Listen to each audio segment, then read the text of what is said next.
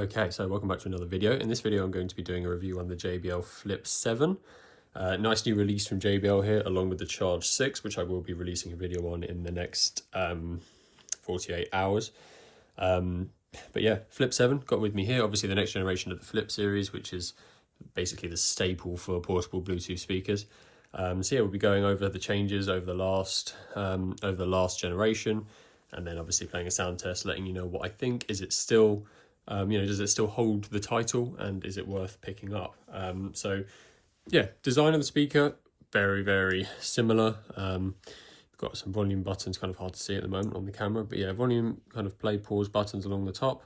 Got Auracast, power, Bluetooth, and then a singular exposed USB-C port, along with the kind of charging status indicator. A change for this generation is you've got a strap here from the box, and there's a button above it which you can use to pull that strap out and replace it with the included clip if you would like. So slightly fiddly to do off camera, but kind of push the button in, slot the clip in if that got on camera, and then you can clip it to something, kind of use it like the clip series almost, and then nice and easy to just swap them over whenever you want. Takes a couple seconds when you're not trying to do it on camera. And yeah, very convenient, very nice. This one is in red, so it is quite striking, but I really like it actually. I've never had one of these in red. I've got the red kind of metal logo at the front, obviously passive radiators on either side, Flip 7 branding, but obviously kind of standard Flip series design, pretty basic but very high quality materials. It feels very durable and very nice.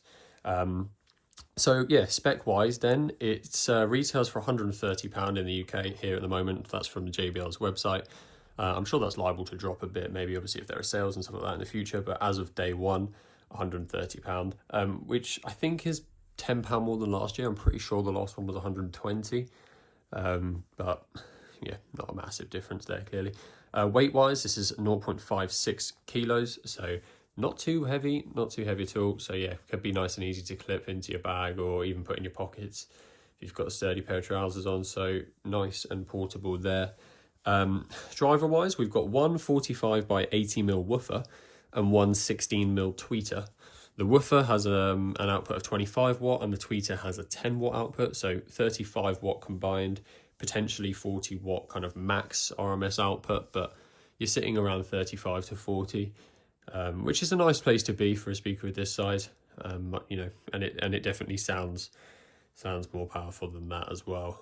Frequency range, they state 60 hertz to 20 kilohertz. So obviously we will be monitoring that later on in the video. But yeah, again, pretty standard for something of this size. Nothing too crazy there. Charging time is 2.5 hours through the USB-C port at the back, obviously. And playtime can be up to 16 hours if you use Playtime Boost.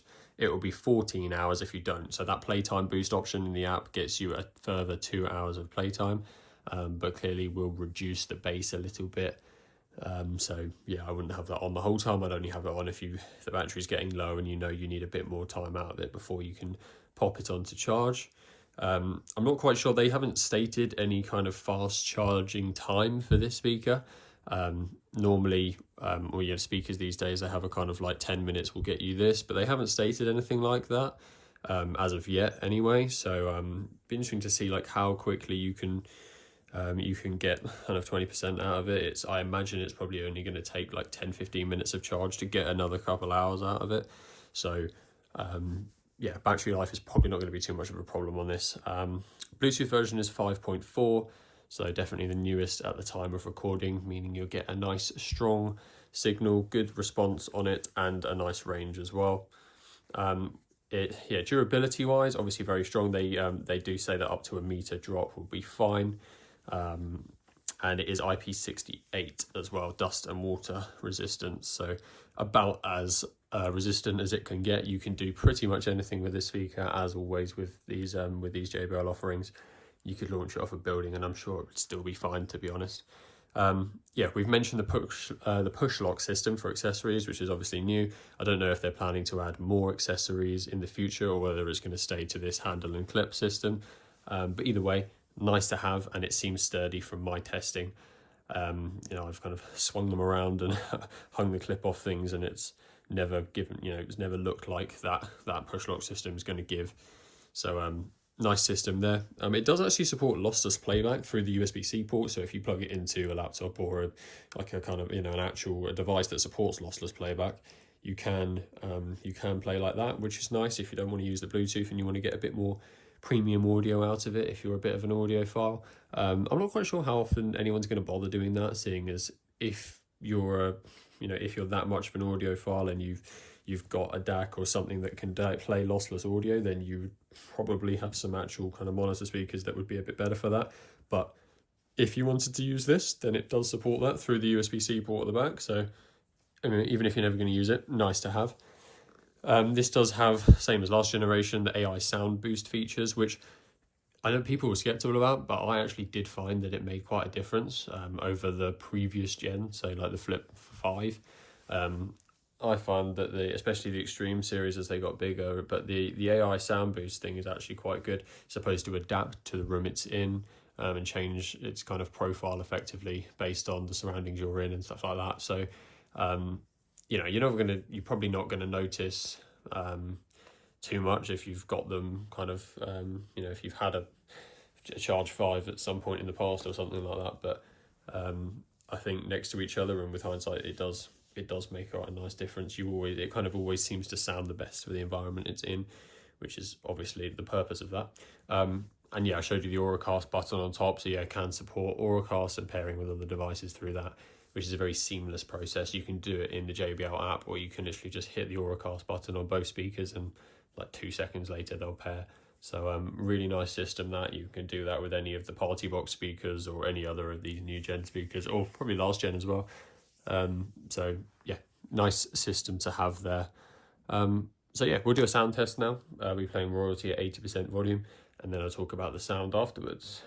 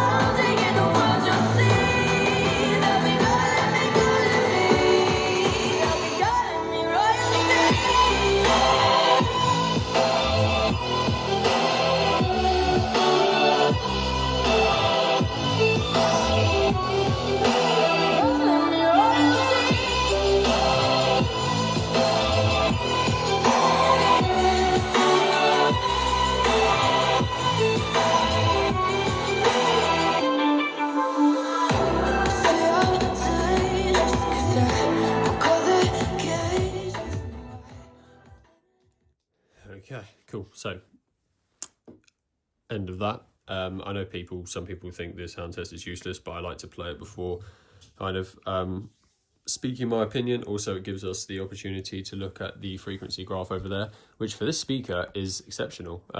Really flat throughout, really strong in the low ends as well, which I guess you come to expect from JBL. But yeah, really nice kind of, you know, you can see it all just kind of lines up pretty much. So that's exactly what we want to see. They quoted 60 to 20 kilohertz. And yeah, that's about exactly what we're getting. Maybe we're not reaching 20, you know, not quite. But pretty much, you know, 18, 19.